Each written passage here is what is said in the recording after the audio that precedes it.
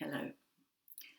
Our subject in this talk is communication and the communication skills it takes to be successful in crossing the gulf of understanding between the autistic brain and the neurotypical brain. There's a huge problem for the autistic brain in understanding where a neurotypical brain is coming from. And that's for two reasons. One is the wiring for anxiety, which I've spoken about before, that the autistic brain is hypervigilant and aroused by the stress of contact with neurotypicals. And so there's a very easy presumption in conversation for the autistic person that what's going on is hostile and somehow dangerous to them. So this creates the prompt response that we hear so often from people on the spectrum. To a question, they answer no, or I don't know. And neither of these is really a response to the question. It's a response to the fear aroused by the question, and the no is a holding position. It's a way of saying, don't press because this is already difficult. And there's a fear of saying something which will lead to even more trouble. So I don't know is trying to smother the problem and not confront it because of the danger that might follow from saying either yes or no. So one big problem is fear. The other big problem is that communication is so complex. It's been said that the verbal content of a communication is only 7% of the meaning. There's another sort of third of the, which is intonation, the sound of the voice, and the rest, the huge proportion of meaning is conveyed by body language. So words are a tiny fraction of a complete communication. And a neurotypical person is used to that and works with it. They use a lot of body language. They use a lot of inflection, as I do. My voice goes up and down. I move. I respond to the urgency of getting meaning from me to you. But the autistic brain responds to the words and doesn't pick up body language or intonation very accurately. And indeed, many autistic voices are quite flat and lacking in intonation because the whole concept of launching language to somebody else's ear and energizing it through intonation, that whole concept is missing. So the autistic brain goes for the words. And so they're working really on a fragile, tiny part of the communication and asking it to do all the work. So a neurotypical person, knowing that, has to be extremely careful in their choice of words and the way they arrange them for maximum clarity and minimal misunderstanding. So it's an absolutely central piece of advice in communication with an autistic person to say, be simple and direct. And ideally, just say one thing at a time. So it's much more as if one were sending a message by flags. The 18th century Navy communicated by flags. or a Morse code message. It has to be as close as possible to unmistakable. So clear communication would be go to the supermarket and buy the things on this list, and the list would be handed over at that point. To the neurotypical mind, that's rather a horrible way to communicate. It sounds it sounds emotionally flat and even bullying. They'd prefer to say something like, if it's no trouble to you on the way home from work, it wouldn't hurt to pop in to the supermarket, and I'm just missing these things. I really need some more butter, and we're running out of washing powder. For the autistic brain, that's a jumble of impenetrable messages. It's not at all clear what's being said. It's emotional, it's personal, and it went on too long.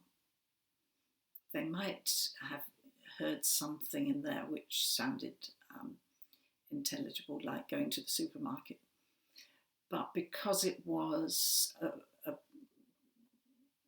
messed around with possibilities and only ifs, and you might just, phrasing, they give up on working out what it was really about.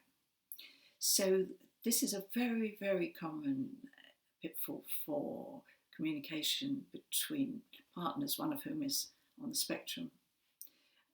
The person not on the spectrum can't bear to be straightforward because they take it for granted that the emotion around a statement is a huge part of its meaning. And the emotion around that fuzzy statement was, I don't want to burden you, but I do need more butter. So the content never got through because the emotionality muffled the message. So, very important point, be straight and be simple. Be aware that metaphors and colourful language will be heard, especially by children on the spectrum, at face value. A classic idiom is, it's raining cats and dogs. And there are autistic children who will expect to see some animals falling from the sky.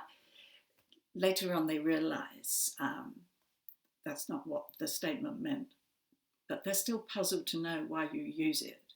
Why, in a way, do you talk nonsense? And there are many hidden metaphors inside everyday language which will potentially trip up somebody on the spectrum. A colleague of mine on the spectrum remembers the first wedding she went to, where it was announced that they would toast the bride. And she couldn't work out what they meant by that because she could only think of a giant toaster and her friend in white being toasted. So these metaphors are embedded in our language and are all part of the hazard for autistic people of understanding what we're talking about. So language which is clear, language which is straight, one thing at a time, and direct requests phrased as clearly as possible are much more effective than the kind of indirect request that I was describing just now with the supermarket. Can you stand up? Can you do this for me? is actually quite a misleading phrase, because the answer could easily be, from the literal point of view, yes, I can, but why should I? So stand up, not can I stand up, works much better. And if you can't stop yourself using body language because it's a natural part of your style, just remember that that doesn't travel to the autistic brain, and you have to make up for that by being ultra clear in the language component of what you're saying, so that the other person stands a chance of getting your message. It's really important to give autistic brains a time to function as well as they can.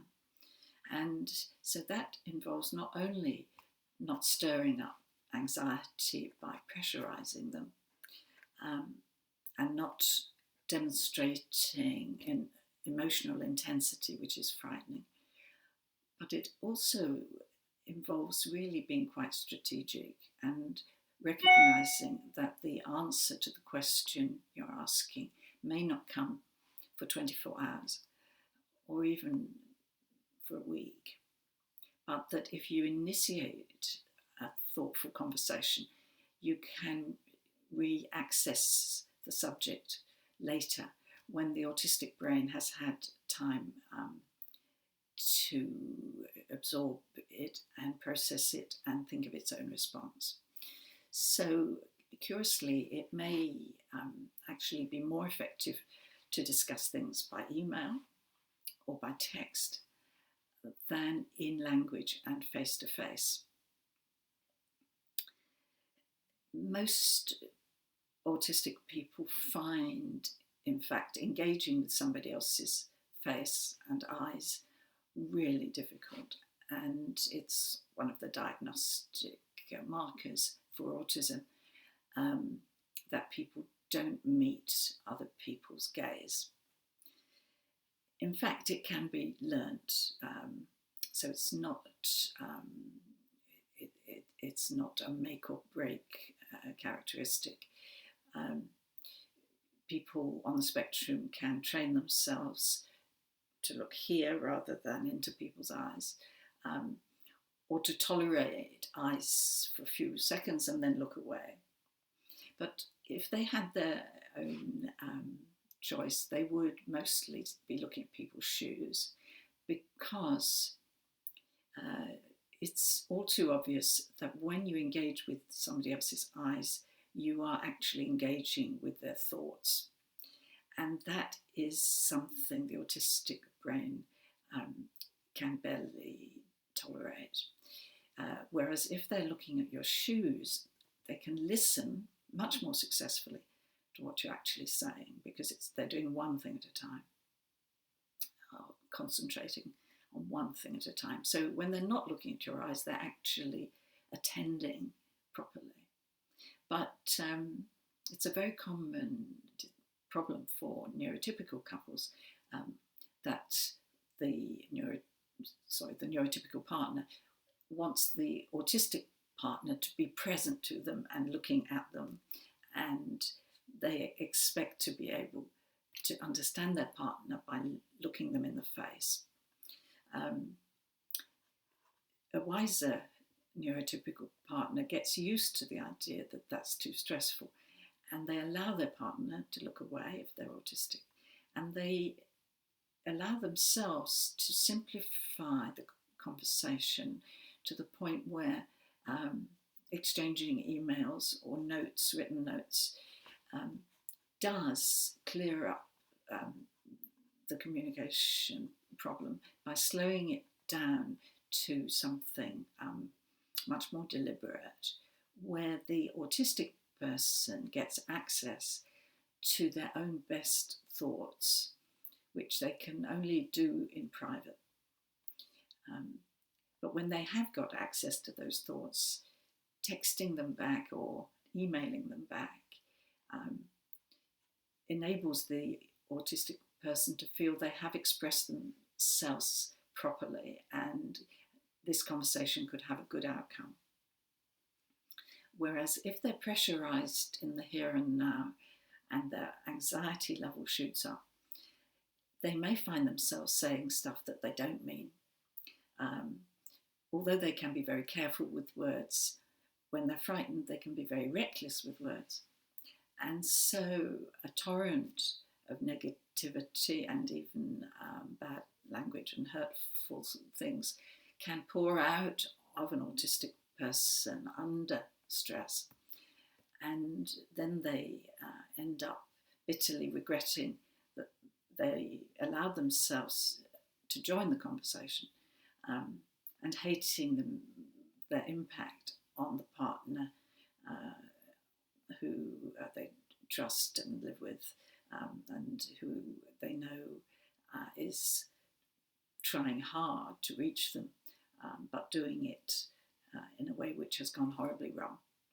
So standing well back from the situation, allowing it to be slow, allowing it perhaps to take a written form, is part of the general strategy of recognising that communication for the brain on the autistic spectrum is really, really hard work. So there are a few other simple stratagems which can improve matters. Another simple one would be allowing the person on the spectrum to know what kind of conversation you're trying to have by showing them one of three cards, let's say colour-coded cards, green, amber and red, like traffic lights. A green card means this conversation is very neutral and it's only about things like shopping. But a red card could imply this is a really important conversation and it will take time, and I'm willing to be very patient, but it's an important conversation to have. And that might be a conversation about, let's say, changing one of the children's schools because the child is so unhappy. Showing a red card at the beginning of that conversation enables the autistic partner to gather themselves for what could be a dangerous conversation, but also know that you're asking a lot and it will take time, and maybe this conversation needs to happen.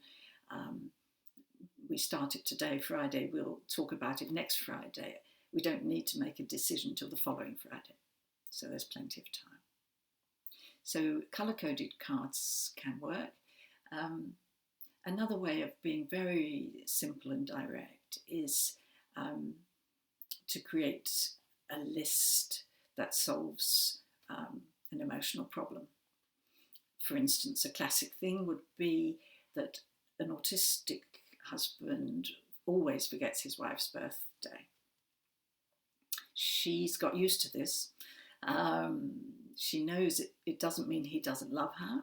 It means that he's very poor at remembering dates and choosing presents. So she acknowledges that's how it is, and she writes him a list of acceptable presents and what they ought to cost and where he could find them. And she puts her birthday in his calendar or in his phone. And that's how she gets round the annual problem of disappointment and hidden reproach, which could otherwise poison their relationship. But because she knows he doesn't mean to do what he does, and it doesn't mean what it would mean in a neurotypical partner, because she knows that, she's willing to solve the problem by these straightforward means. He needs a list. He needs a reminder. So there are some thoughts about improved communication. My next topic will be autism and family. bliss. Thank you.